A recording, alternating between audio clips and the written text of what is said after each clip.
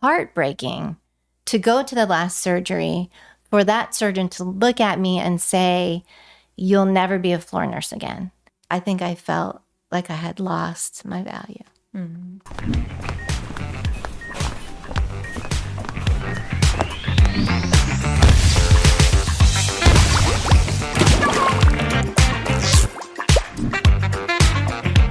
Hey guys, welcome to Nurse Talk, the podcast where we talk all things nursing. I'm your host, Mia, and today we have my mom, Michelle. Hi, everyone. So we have actually already filmed an episode where she talks about being a nurse in L&D and mom and baby. But today we're going to be talking about something a little bit different. She is going to be sharing her story of becoming a disabled RN. And then we're going to be sharing some resources if you find yourself in a similar predicament. We're going to start off with my mom kind of sharing her story of what happened. So let me start at the very beginning. I was working as an L&D nurse. I was working nights at the time. I don't know what I was thinking. And I was driving home from work. And I remember thinking what a great day it was going to be because I was getting ready to take you to cheerleading. And I saw this car come from the right side of the road, and I was going about 40 miles an hour, and we met in the middle of the intersection. And I remember the accident, turning the wheel as quickly as I could, and thank God I did because I hit the back passenger seat instead of the person in the vehicle.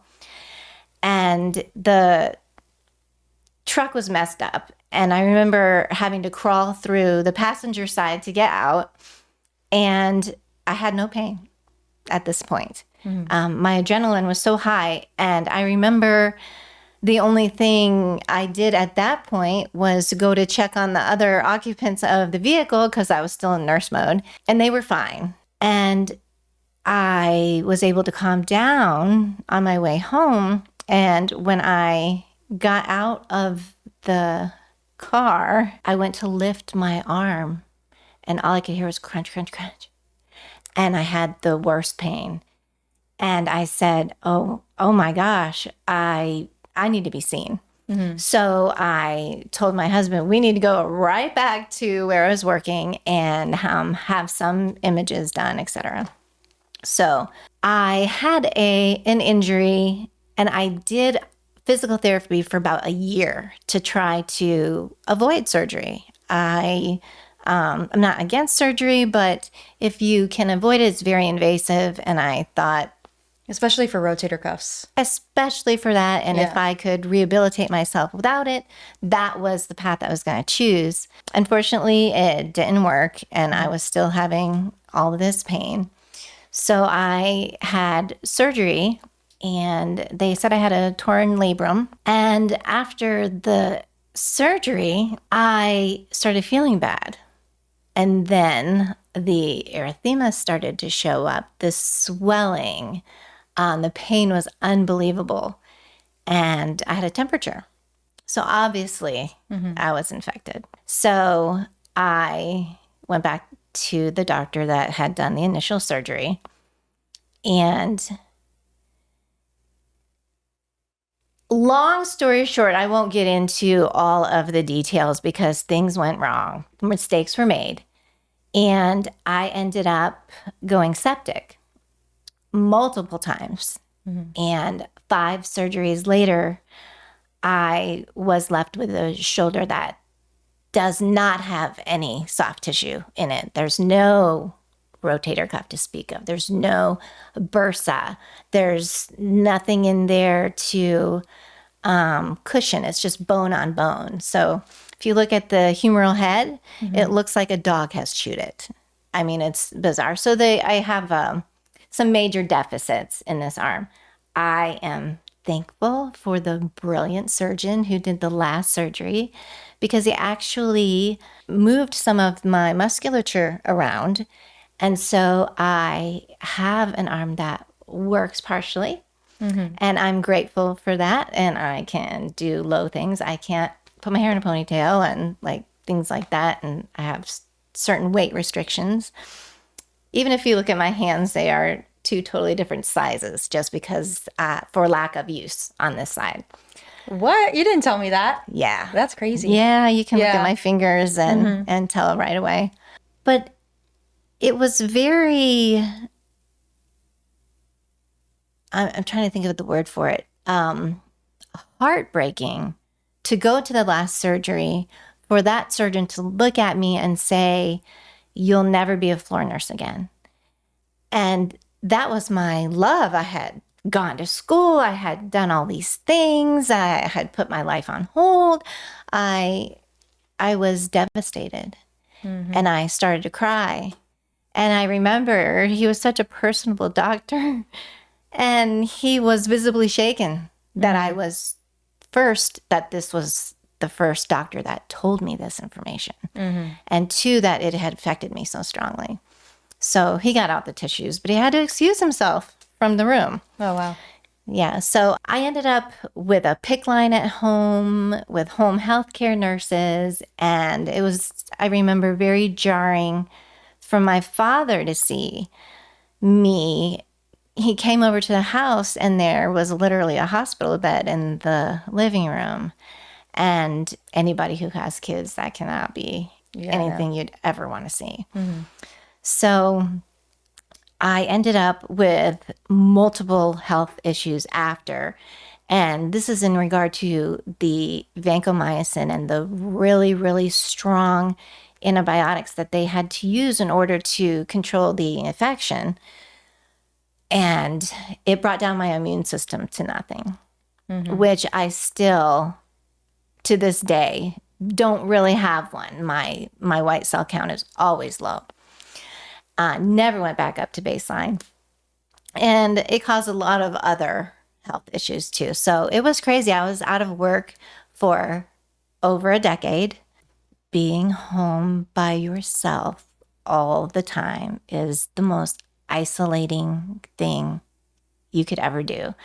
So I would just like to say, if you end up in a situation like that, and your friends and family are reaching out to you, which they were, and wanting to come over, don't worry about what you look like or that you might cry or any of that other stuff.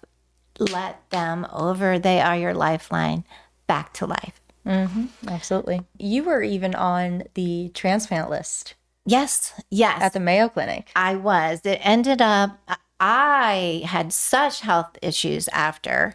By the time I reached Mayo Clinic, my kidneys weren't functioning. My liver was dying. Every organ in my body was inflamed. I remember my C-reactive protein was out of this world. Like, it was crazy. And they couldn't figure out exactly how to fix me or put me back together. But I had a non-fatty liver disease and I had metabolic syndrome. And I think I weighed like 237 at one point. And I was barely eating. I was barely surviving. And I remember just going to sleep at night and waking up in the morning and being in such pain. And I would just cry because I was still here. And I think that was the worst part of it. And I told Grammy, and she said, Shelly, you need to put your medicine right next to your bed so that when you start to stir and wake up, take your medicine and just wake up slowly. And then by the time you get up, then you won't be in such pain.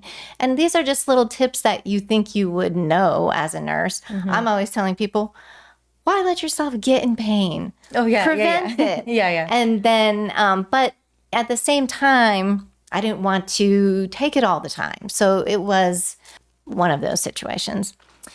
Anyways, I ended up being on the liver transplant at Mayo Clinic. And this is 2016. And I had Social Security disability and Medicare. And I remember looking through the packet that Mayo Clinic sent home of all the testing they had done. And I was so very fortunate to have had such a good, strong nursing education that I went through everything. I was like, wait, this isn't right. This isn't correct. I need to go see this and this. And when you have Medicare, I don't think people realize that when you have basic Medicare without an Advantage plan attached to another insurance company, et cetera, you don't have to get a referral to see a specialist. Which is amazing when you're a nurse and know exactly where you need to go. Exactly. And so I said, well, I need an endocrinologist. I need all of these specialists. And I went and slowly put myself back together. Literally, you were your own doctor. I was at that point. It was crazy. And I was super focused on health. So I started taking a lot of probiotics and a lot of vitamins and minerals. And I had gotten so backed up. This is so embarrassing. And constipated because of all of those pain medications and other things that I was on. And each medication that they gave me seemed to compound and make a new problem. And I think at one point I was on 14 different medications. So when I decided that I was going to take control of my own health issues, I threw most of them away. 9 of them at least. I said, I'm not taking these any longer. And so I slowly started to feel better. And as the waste went away, because that is your immune system, then the weight started to slide off. And it was just very bizarre. It like happened in a year. And I will also say that during that beginning of 2017, I stopped what I was doing and I prayed. And I sang. And I cried to God to help me because I was so uncomfortable and so sick and in such pain all the time. I thought, why would I be here any longer? And clinic basically sent me home to die. So my conversation with God was one or the other. Bring me home or make me better. And I am not going to lie, it was almost spontaneous.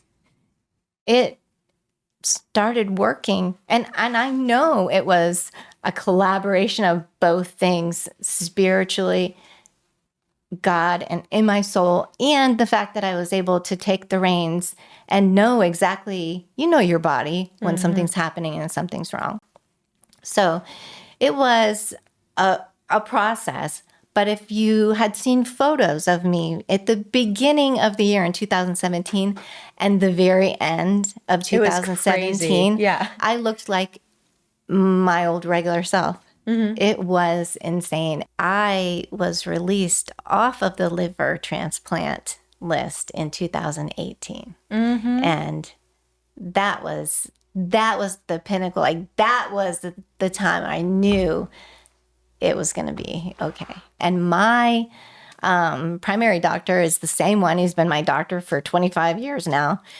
He was just in shock and awe. And he said, God loves you.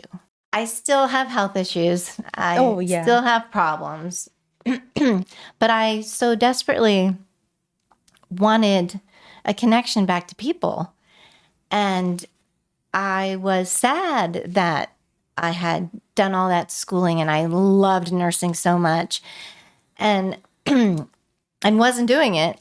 So I don't know if you know this or not, but at least it's the case in Florida, probably in the whole United States. If you have your nursing license and you don't work for 5 years in nursing, you have to do a refresher course. In some states, it can be up to 5 or 10. It just depends on the state. I was reading about that. Yeah. Yeah. Well, so it just depends on what state you live in, but It was. And so I did that. That was the first thing I did. I went back to school. I remember being like, finally, she's going to go back. Yeah. and it felt good. And yeah. I was scared to death. Ooh. I would play songs like I like hip hop and stuff like that. So I would play really like bassy songs and pump myself up before clinicals because it had been so long. Oh my God, I can't imagine how terrifying that would be. It was terrifying. Even the classes, I remember when I went to nursing school the first time when you have to do a sterile procedure when they're teaching you and they're on you. And if you mess up one thing, they yell at you and you got to start all over again. So I was prepared for that. And it was like a hybrid. It was in class and then it was at home. Yeah. And so I did that schooling. I think it was about 8 weeks. It wasn't bad at all. Maybe 12. And I remember finishing it and got my nursing license in the mail back right away. And I was so excited. And that was like 2019. Mm-hmm. And then in 2021, we all know COVID was here. Mm-hmm. And you were working as a nurse. And I got to do my first actual back to nursing job with you. Yeah. And I just remember being so honored to be able to do the first one with my daughter. It was like perfect because I was like, I already had the kind of in there. Yeah. I was like, I already knew the managers and stuff. And I was like, okay, this is perfect. I can not baby you, but just like. Oh, I needed it. If I can just kind of drag you along with me and be like, just do what I do or whatever, just to get you comfortable again. Yeah. And you did really well. Thank you. I remember we got, we worked there for like one day. Well, I was working there for a little bit and then you came and they had sent us to a new location that day. Yes. And it was a hot gymnasium. So I think it was your first day or second day. Obviously you don't feel the best. You still have health issues till this day. And we're in this hot gymnasium wearing all this PPE. You literally had to wring out your scrubs from the sweat. It was so bad. And then you and I went on a rampage. We ended up messaging them and we're like, we want, basically COVID pay. We want pandemic emergency pay. I think they were only paying like $37. No, it wasn't even that. It was like $34. It was not stupid. Cool. It was not as high as it was over at Raymond James. No, because Raymond James was after. Because you showed up at the very first day. You showed up. No, I had done it before. That wasn't the first day because we mixed vaccines together. Was that the first day? At the other place. That was the first day. Oh, okay. I'm remembering incorrectly. But we went to a different location. Mm-hmm. And that was like your second or third day. And we were in a gymnasium and there was no AC and it was all COVID patients. Half of them were laying on the floor. They were so sick. And then we were doing monoclonal antibodies. It was after the COVID shots. Yeah. Okay. Yeah. But you didn't really know anyone there yet. You were like just dipping your feet in and you started messaging them and emailing like, we are not going to do this for this pay, blah, blah, blah. And then we got everyone $50 bucks an hour. $50 an hour. And it was like, thank God. I remember sending that letter. I was very corporate and business-like with my letter. Like, we're not talking to anybody about this situation, but I'm telling you right now, you need to fix it. And there were other... Oh, yeah. We were agencies there that were making more money at a lower position. And they were talking about it. Yes. Oh, and they would watch you too. And if you weren't actively working, they started cutting you. Yeah. Which is not a problem for us because we can't sit still. We're busybodies. But I didn't even know they did that. So it's a good thing that we were working. But I remember the computer stuff.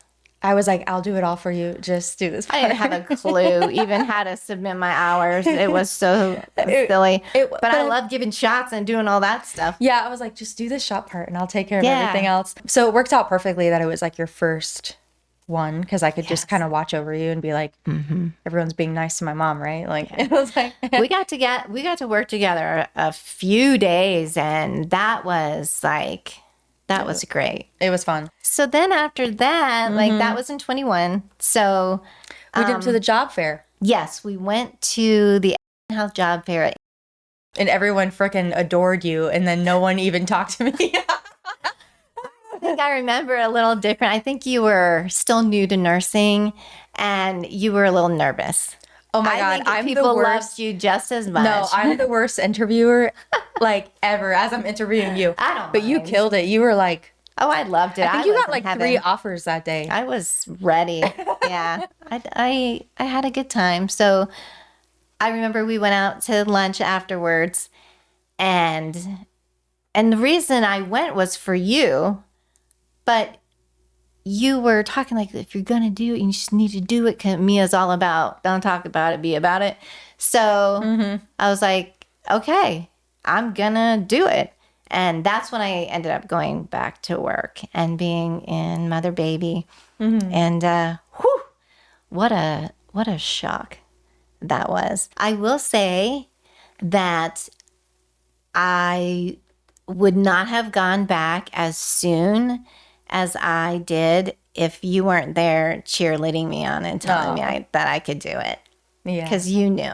Yeah, I knew. I talked a little bit about it last time that I was on your podcast about having been alone for so long.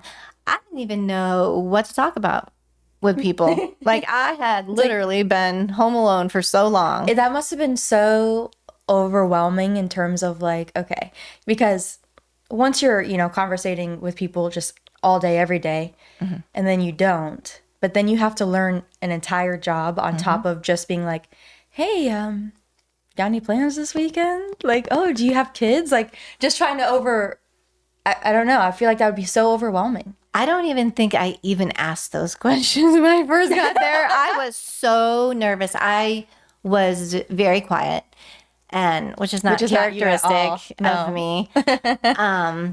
Everything had changed. Everything. Even scanning the bracelets before you give the medication when you pull it from the Pyxis, and I talked about the language translators and all that stuff. And it had been so long, but my preceptors knew that I was a nurse already. So they would kind of not even go in the room sometimes. And then I'm looking at my screen going, wait a minute, do I press this first or scan this thing? And it was very hard also because it was still COVID time. Yeah. And I was trying to figure out who everybody was. And the unit is so big. And then you're also horrible with names. The doctors. I'm horrible with faces. The names I can remember. Okay. And everybody had a mask on. Oh, God. And so doctors who look similar to one another would come up and I'd be like, okay, wait, is this one or this one? I'm not sure. And they had, the gamut of either hospitalists or private physicians. And I didn't know who anybody was. So, and my orientation was at home. So it was crazy going back to work. Okay. So another thing I want to say is if you are hurt or disabled and you try and go back to work, don't be afraid to ask for the things that you need, because I was so nervous that they wouldn't hire me because of my shoulder and other conditions that I didn't ask for anything. And that's terrible because the hospital has an entire group of people. I know that because I had to go on light duty and stuff like that for an injury. And they have an entire group of people that look after people and say, okay, they can't stand for, more than 30 minutes or, they can't lift more than 10 pounds, whatever the accommodation is. Literally, I had a job for 3 months that was following up with people and saying, hey, just checking in. How is everything? Are people, meeting you in the middle for your for your accommodations? Are they agreeing to it? Is anyone giving you a hard time, essentially? And that was my job, was to reach out to people. Not entirely. I mean, I did a million other things, but there's an entire department at your hospital there to make sure that you're being treated, because that's your right. Yes, it is. You're right. And I was unaware. And it was all new and I was nervous. So, you know, Yeah. And yeah, they didn't know you. they didn't. It's terrifying when your management and coworkers don't know who you are. So like you're always scared they're gonna kind of from that one thing make a judgment of you. And it's like, no, I literally cannot, my shoulder doesn't go above this. I'm not making it up just to, you know? I did explain that very early on, though, because when you get your admits, half the time there are C-section patients and I can't transfer them. So I let people know really early, this is messed up. I cannot pull people. So my coworkers were very good about seeing what I was getting and coming in and helping. But I didn't ask for any accommodations in regards to how often I had to go to the doctor. I don't think they realized that every day off that I had from work is supposed to be a recovery day, but it wasn't for me.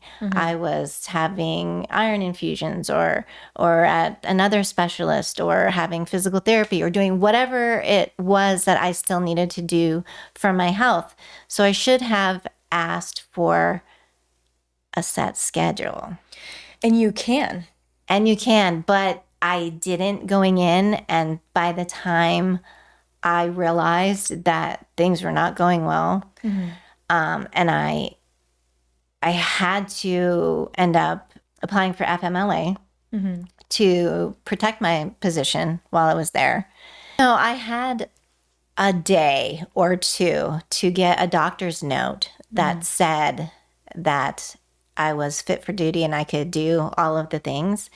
And I remember going to one of them because I have psoriatic arthritis on top of it all and psoriasis. And I went to my rheumatologist and I asked her and she would not clear me for work.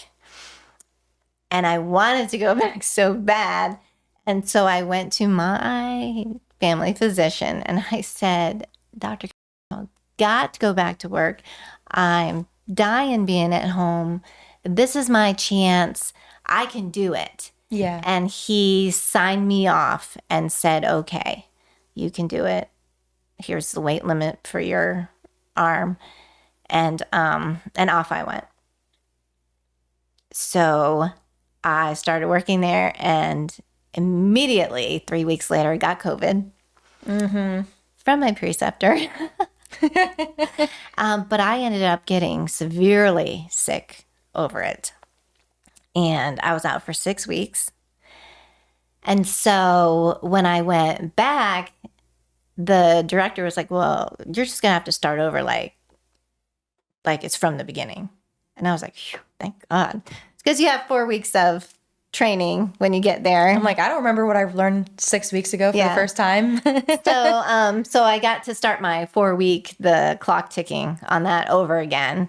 And I was grateful for that. But it still was so much because I would wake up in the morning and I'd have pre-shift anxiety. Yeah. And then the thoughts would just start rolling in. They don't know what I've been through, like blah, blah, blah. And I would try to push that away like, that doesn't matter. Like you've worked through that. It's time to move on. And that wasn't the easiest thing to do when you hear certain comments or whatever. People don't know what your story is. I feel like, you know, I was going to say nurses are notorious for talking smack. Yeah. But I think all humans are. I think men do it, women do it. It's a sign of just, I don't know if it's boredom, if it's insecurities in themselves to want to point out, you know, things about other people to make themselves feel better. Whatever the reason is, if you are a disabled nurse and you go back into the workforce, people are gonna say things. You know what the other thing was too? I'm so sorry to interrupt you, but I was so close to the cuff with all of my information. It took me a long time to even tell anybody. So they didn't even know. Yeah. They knew I had a shoulder issue, but they had no idea Do you what think I that, had gone through. well, one, it doesn't really matter because it's none of their business, to be quite honest. Mm-hmm. But do you feel like that would have changed your experience in a way if you were a little bit more open? Yes, if I had been open from the start and had more of my personality back, because I hadn't gotten it all back by Well, then. you were terrified. Yeah, I was. I think things would have gone a lot differently. But I didn't even have time to build relationships because I couldn't go do anything else. I had all this medical stuff to take care of all the time, and they didn't know that either. So, it was rough transition back in, but it was one of the best things I ever did. I think it was huge because when you are isolated for 10 years and when you were hospitalized like Over 3 times and a year over and for like over. 10 years, super sick, had all these different elements and things. You've never said this, but you were probably the whole time thinking, I don't even know if I can do it. And then you did it. And then you did it and you were like, oh, I did it. Like you proved it to yourself. Whether it was for the rest of your life you're working or not, you did it for a couple years. I did. And I remember being like 4 months into it, maybe something like that, and getting ready for work and literally crying while I was trying to put my makeup on. And I was like, this is so hard. And I remember your father saying, well, then don't do it.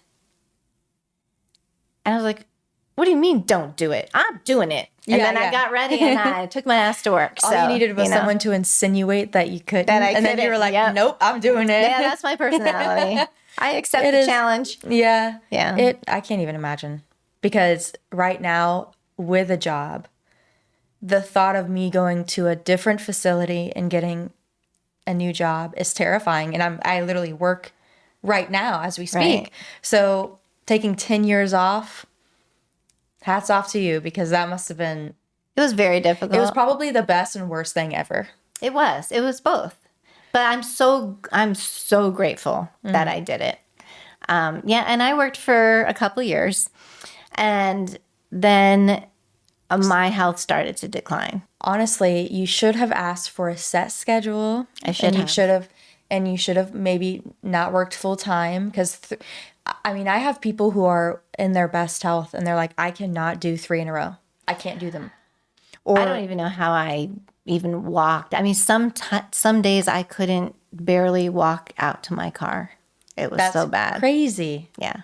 So if you ever go back, or maybe advice for others is that don't go from 0 to 100. Don't. You are allowed to have those accommodations where you have a set schedule and you can say, I can only work 2 days a week. That's it. That is fully your right. You're showing up to work. You get to choose.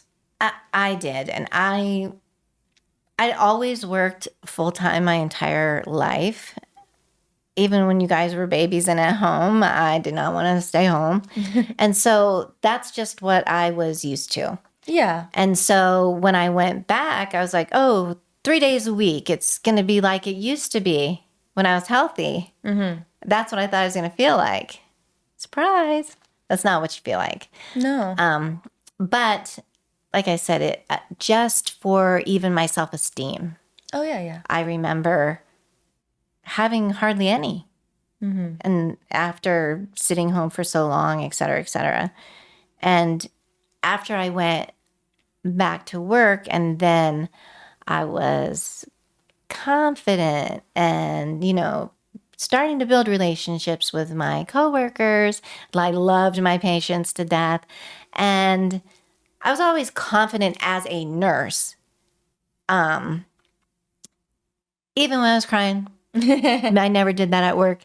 Yeah. Save that for home. Remember, freak out after. So that's what I would try to do. Like I said, my health started failing. And instead of getting to my doctor's appointments after working maybe 2 days in a row, then I ended up starting to miss those appointments because I was so exhausted and I felt so terrible. I couldn't get there. So it was just You had you like know, hit after hit, and it yeah, was just a lot. it was a lot. And then that led to obviously calling out. I had to. But you had FMLA, so there was. I was advised by one of my supervisors that and encouraged to apply for it Oh, absolutely, because yes. they knew by that time I was a great nurse and my patients loved me and they didn't want to lose me. But if I kept calling in, I was out of there. And so I applied for FMLA and of course I got it. Even then there's always a little bit of resentment or doubt or She's making it things up. going Yeah. on. Yeah, is she really that sick? Is what's going on? Like, why'd she take that day off? Is she really at home? And I don't know if it was so much directed towards me because there was other people on the floor who also had FMLA, and those statements were said about them too. And I understand being on the other side of that before, Yeah. and there's a census and there's a requirement for a number of nurses. And if you're continually not showing up for your shift, that puts the workload on other people. And I knew that, which made me feel even worse. So that there was a lot of anxiety and depression that went along with all of the illness too. And then when I would have to call out, it would spike crazily. So, anyways, I ended up being let go on a Very small technicality. very small technicality. You can say what it is. Yeah. My RQI was not completed. I had done the computer part and I had done one of the mannequins, but not the other. And it just so happened that the mannequin in our building and the one next door was down and broken. And so I didn't have time while I was working during my day to run all the way to the other side of the hospital. It just worked up to be a ridiculous thing. And I think they like literally used it they did against you because RQI is not a big deal. They were cracking down on the RQI thing. Yeah, but not to like get rid of someone. Are you serious? Right. People, they'll like you can get written up at my like if you don't have it in time, they'll write you up at my hospital. Yeah.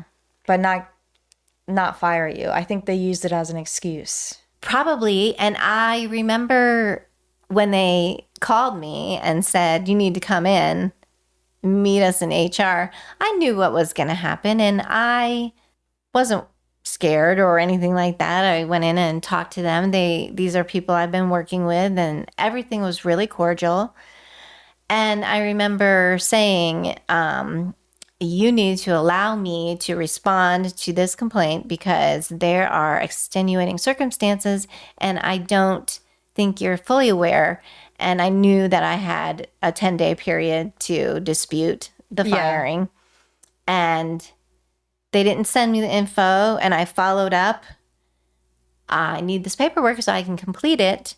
And they sent it to me. And then I looked at it and I thought about it. And I was like, what are you doing? You are so sick. And you're not showing up. So what are you fighting for a job that you know you're having difficulty? And I really felt like at that time that they had done me a giant favor. Oh, absolutely. I think at the time, of course, you were like just trying to hold on because you were very proud of the job. I was. But I think it was a blessing because like it was tearing you up. It was killing me. It was killing me, literally. Oh, yeah. Physically and mentally. Even though I enjoyed it so much, the exhaustion and it just beating up on my body constantly and not being able to get to the doctor. Yeah. All of that was just I mean, I think you had control. so many contributing factors to like why it wasn't working. And it was a blessing. Because So you would have, I don't think you would have just quit by yourself. I would not have. So yeah, they did me a favor. Maybe they'll take me back someday. Maybe. But yeah, but they did. They did I do me think a if they favor. did, I think you'd have to go like PRN or like once a week or something. Oh yeah, I'm not. I not strong enough to do floor work for full time. It's I too know much. that. It's I too know that much. now. Let's actually backtrack. Okay. So when you decided, so we're going to start getting into the resources at this point, because I'd like to bring up kind of like what happened with that. So would you like to talk about the program that they have for you to return back to work? Yes. So I was on Social Security disability, and I wanted to go back to work, and I was aware that they had programs out there with the Social Security Administration, and it's actually called your Ticket to Work program, and they offer more resources than just allowing you to stay on your Social Security disability while you do a trial work period. And so I think at that point it was 9 months that they would allow you to make as much money as you wanted and still receive your Social Security benefits, both your Medicare and your disability. And I ended up getting a year because I got sick right away and I was out of work. So they extended me that courtesy. And I appreciated it because I wanted to protect my benefits Of course, yeah. while I was giving it a try, because you never know. And I was so glad that I did because of what transpired after. But at that point, there was a glitch and a little mistake in the system, because what's supposed to happen is that if within 2 years, I think now they've changed it to 5, but at that time, I think it was 2. I'm not exactly sure. They will take you off of your disability part, and then you get to keep Medicare for like 7 or 9 years. And so they made a mistake and canceled my stuff around the same exact time that I had gotten let go. Oh, man. Yeah. So now I had no job and no benefits, and worse, no insurance. And I was And so no Medicaid, sick, yeah. and I needed it so bad. And I went to my general, and I talked to him about all the stuff, and I had referrals, at least 6 of them stacked up and ready to go. And so they're supposed to reinstate your stuff right away. But because they had a little glitch, I ended up waiting on the Social Security Administration for about a year. It took for them to It does fix take a that. long time. I mean, it does. It's a lot of bureaucracy and a lot of paperwork. And, you talk to one person one time and another person the next. And I got fortunate because I had a contact from before. Yeah. Because they like to do, periodic rechecks on you, etc. And so I called her, and then she went through everything, and it was a wrongful termination of benefits. So I got it back. So that I just want to say that was just a mistake, and mistakes happen. I was thrilled with the company that I went through that did my Ticket to Work program and allowed me to go back to work and have that opportunity to do that. They help you with schooling, with training. They help you with resume stuff. They protect your benefits. They send all your information to Social Security, including your earnings, to ensure that you're in good status. Like they did everything correctly. It sounds like an absolutely amazing program. You said it was called All's Up Employment Agency was the one that I chose. There are multiple ones, and I have some other names, or you can put up some links later that you can reach out to. But it's such a benefit, and there are a lot of nurses out there that maybe even you got injured on the job, or your back is out now because you've been lifting patients your whole time and whatever. And if you start feeling a little better and you just want to give it a try, I highly recommend it because it was a wonderful thing. And now, because I was able to do that, now that I'm feeling a little bit better and things are normalizing, I'm going to do some work. I don't think I'll ever do full time, but Social Security disability allows you to make a certain income on top of your disability. And so that is what I intend to do. But that is still such a great opportunity to get back in the workforce, to get back with people, to Even if it's once a week. to be valuable. You're still valuable. Oh, absolutely. And I think that's the part that I lost when I was home by myself. I think I felt like I had lost my value. And Well, you just moved your value to saving yourself. that You is true. You might have not been taking care of patients, but you were your own patient. I was my own advocate. I think I did a very good job, Kez. You did. Look at you now. Yeah, it was a terrible time. I don't think most people even realize how sick I was because I was so non-present, and Yeah, you I didn't don't show up to want anything for years. any photos of that time or anything out there. Like it was bad. Yeah, you basically lost your 40s, unfortunately. All of them. It was horrible. That was horrible. Yeah. But look at you now. Yeah, definitely not my 40s anymore, but I'm feeling good and you look good. Yeah. Oh, thank you. Okay, so let's get into a few resources for nurses. It's a lot to remember, so I wrote it down. So you have the National Organization of Nurses with Disabilities. They have webinars, mentorships, and they also provide legal advice. They also help with guidance for understanding your rights under the ADA, which is the Americans with Disability Act. So important. Absolutely. It'll show you how to request accommodations. The key protections that the ADA does provide are modified schedules, which you should have asked for. I should have. Assistive devices or technology.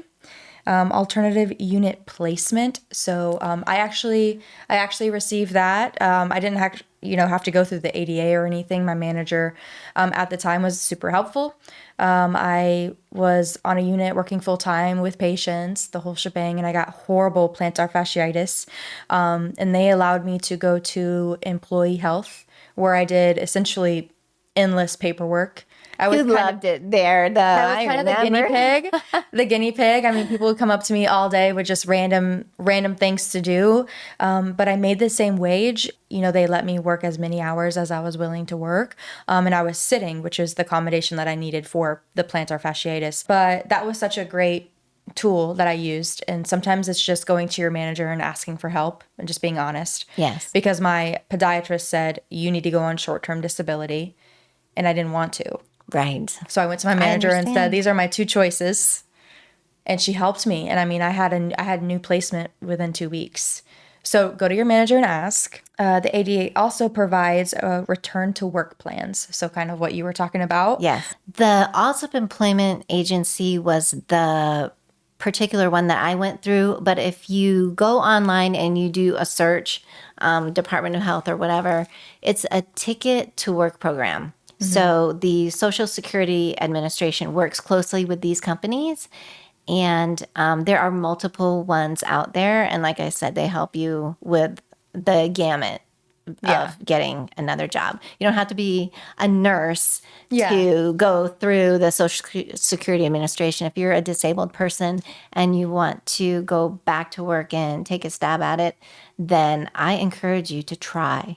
Yeah. You have nothing to lose. Yeah, literally. Because they will have your back. But then, of course, there's the FMLA, Yes. which you should also always ask for if you have an injury. Sometimes they'll give you 6 months or a year.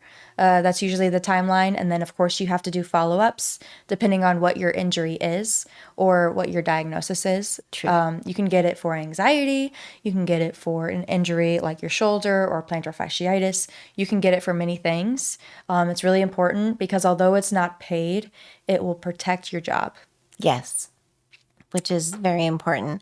And if you find yourself in that situation and people are making comments or you're feeling bad over it, I would just be honest with the people around you and be open if you feel comfortable.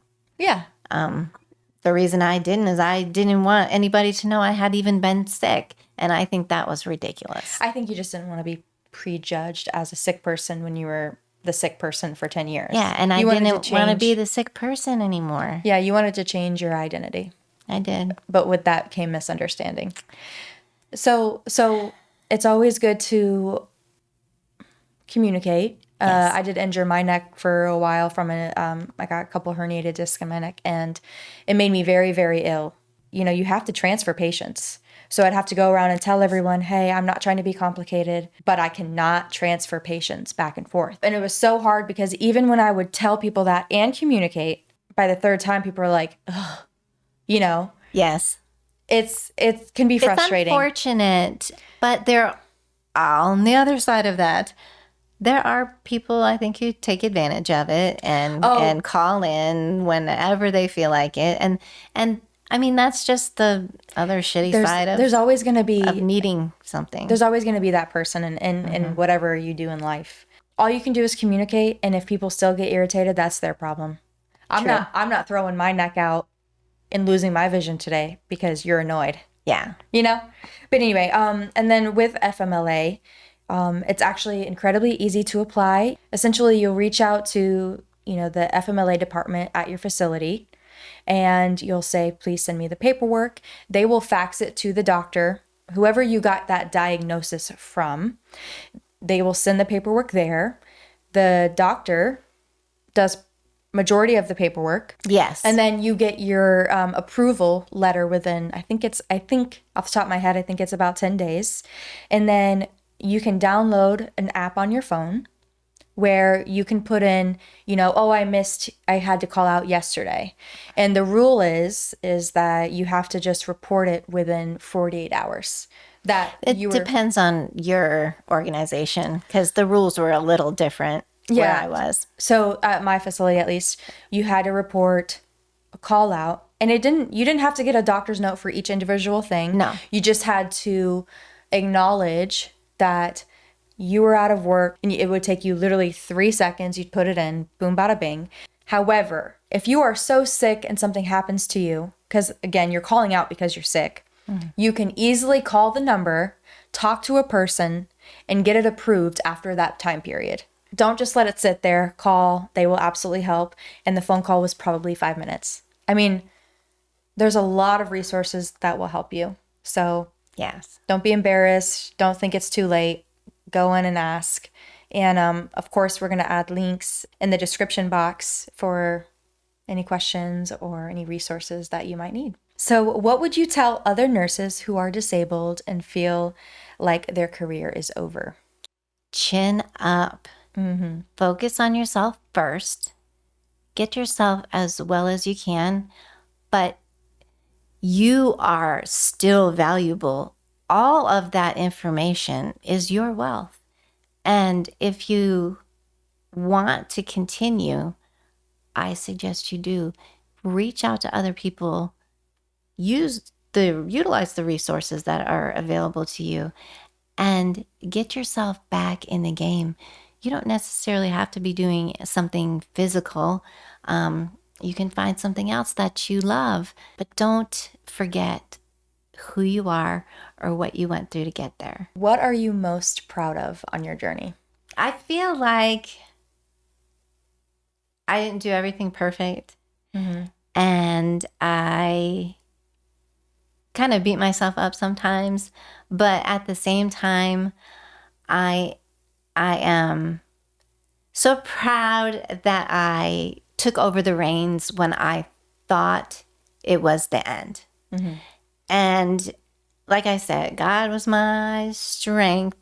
But he heard me. And I knew that it was happening because I could feel that connection that day. And I didn't stop. I prayed for 12 hours.